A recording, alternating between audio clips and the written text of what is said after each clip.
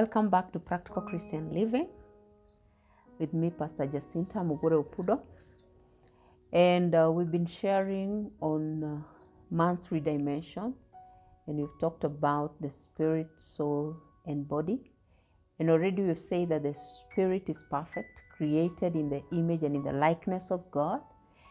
And one of the things I highlighted last week is that God expects us to do something about our soul and our bodies so that we can line up with the image that we see in the mirror of the Word of God. The Word of God is a mirror that gives us a true reflection of who we are in Christ. And last week I said we need to renew our minds. We need not to conform into the pattern of the world. We need to put on the new man. We need to walk in the consciousness of who we are in Christ. Today I want us to talk about our bodies, the third part of the man's three dimension. God expects you and me as a believer to do something with our body, not to allow our bodies to dominate us or to lead us, but we need to be ruled by our spirit. And this is what the Bible says concerning our bodies and as born again believers. From the book of Romans 12 verse 1, the Bible says, I beseech you therefore, brethren, by the mercies of God, that you present your bodies a living sacrifice, holy and acceptable unto God, which is your reasonable service. God expects you and me to present our bodies as living sacrifices. And what does it mean to present our bodies or being a sacrifice?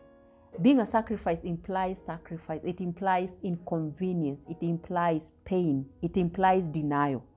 What you need to understand, when your spirit got saved, your body was unchanged.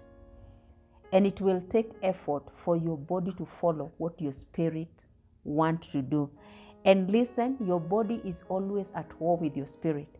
Your spirit is for God because your spirit is created in the image and in the likeness of God. But your body is anti-God. Your body is rebellious against God. Left to itself, your body will aggravate towards rebelling against God. So, and the Bible clearly states to us that your spirit and your body are at war. This is what the Bible says in Galatians 5:17. For the flesh lusteth against the spirit, and the spirit against the flesh. And these are contrary the one to the other, so that you cannot do that you would. What your spirit wants is not what your body wants. Your spirit is for God because it is created in the image and in the likeness of God. And it is the part of you that touches God. But your body is anti-God and wants the thing that pleases self. And listen, even when the devil wants to tempt you, he gets access into you through your body, through the things you can see, feel, hear, smell, and taste. You remember the temptation of Jesus. He came to tempt him with food. He came to tempt him and told him, look around and see, I will give you all this. That's how the devil, because our bodies are the ones that aggravate towards self or towards the devil or towards rebelling against God. Your body desires, demands to be gratified, or to be satisfied. These desires are not necessarily evil. Of course, some of them are evil, but not all of them are evil. Some of them are just natural desires. But if all you do is go by what your body feels or your body demands, you won't be able to manifest what is in your spirit. There is a war of dominance between your body and your spirit. Paul says these are contrary. From where we read in Galatians, these two are contrary one to another, meaning they are enemies. So you cannot do the things that you would. What is Paul saying here? That your spirit, there are things your spirit wants to do, but your body is not willing to comply. Remember the disciples of Jesus when at the Garden of Gethsemane, when Jesus was praying for the will of the Father before crucifixion. The Bible says they were too tired. They were too tired. And Jesus came and asked them in the book of Matthew and told them, watch and pray that you enter not into temptation. And he said them, he found them 3 times sleeping.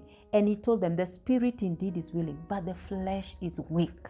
So your spirit is always willing to do the will of God.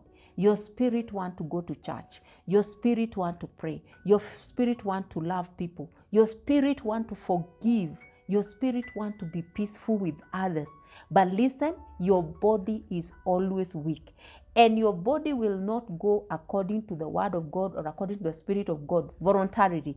Your body has to be compelled. And that's why the Bible is telling us we need to offer our bodies as living sacrifice. Your body must be compelled to do the will of God. Your body must be compelled to do the purpose of God or what the Bible says. That's why, child of God, you should not just go by what your body feels. Today I don't feel like going to church, and you stay at home. No. We don't walk by feelings, but by faith. We don't feel it, we faith it. We walk by faith. You need to understand that your body and your spirit are contrary. They are working against each other, and you need to allow your spirit dominate. And how you allow your spirit dominate is by compelling the body to obey your spirit. We must learn to have control of our bodies and not to let them dominate over us. Listen, you can either be a carnal Christian or a body-ruled Christian. That's what it means to be carnal.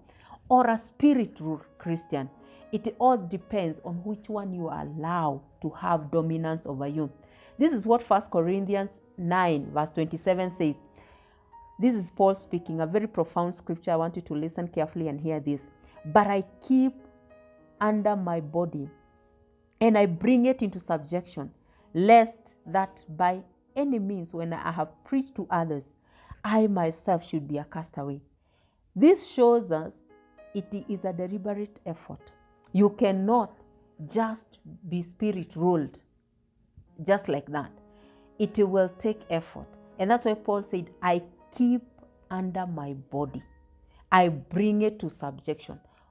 I want you to note the word I. Who is I, Paul referring to? I bring my body. Listen, he doesn't say I bring myself under to subjection. No, I. I here means the real you, the spirit, brings into subjection your body.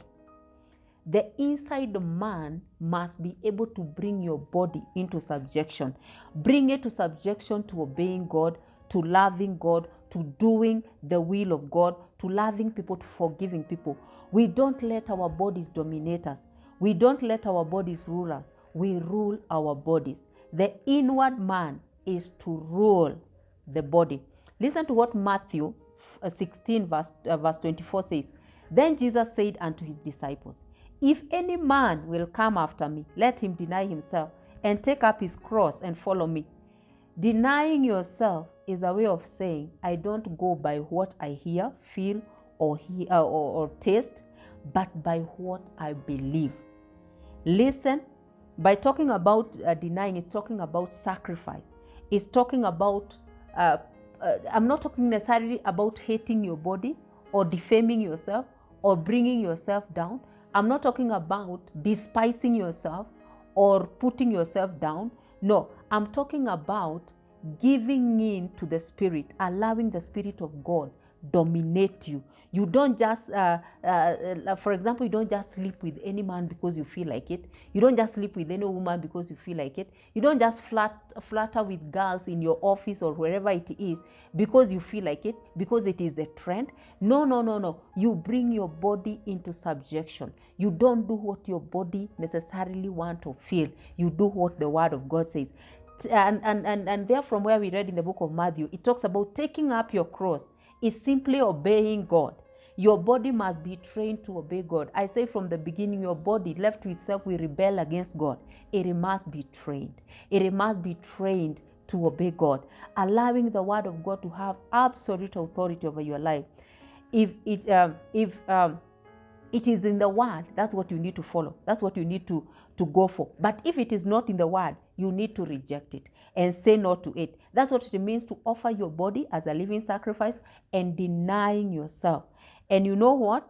It is not something that you do once. It is an every moment affair. Paul said this in the book of 1 Corinthians 15:31 in part. I'm just reading the last portion of that. 1 Corinthians 15:31. You can read the whole of it. It says, I die daily. I die daily. Listen, a friend of mine once told me the challenge of living sacrifice, the Bible calls us living sacrifice. The challenge of a living sacrifice, it tends to roll away or crawl away from the altar. You know, in the olden days, they would kill an animal and put that animal in the altar. And there is no way that animal can rise.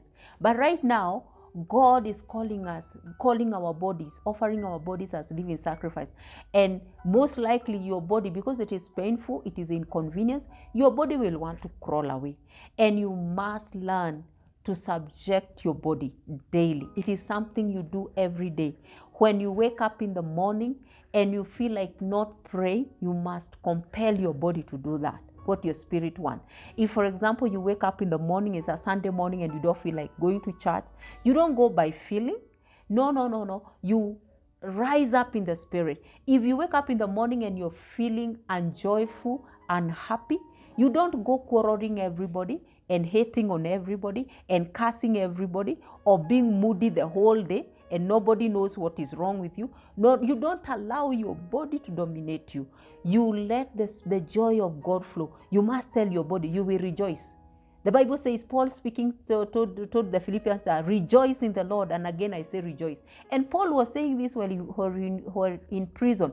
Paul had learned, and we have seen that, Paul had learned to put his body under subjection. His body was not controlling him. It is not what I feel. It is what I faith. It is what I believe in. The Bible tells me I rejoice. This is the day that the Lord has made. I will rejoice and be glad in it. Regardless of how my body feels, regardless of whether my body feels like to praise God or not, my spirit wants to praise God. So will I obey the spirit or will I obey the body? You must make that choice as a child of God. And if you will live a spiritual life, life-filled life, you must allow your spirit to dominate in the name of Jesus. So you must keep bringing your body back. Listen, your body is a living sacrifice and it will tend to crawl away from the altar of sacrifice. You must keep on bringing it back.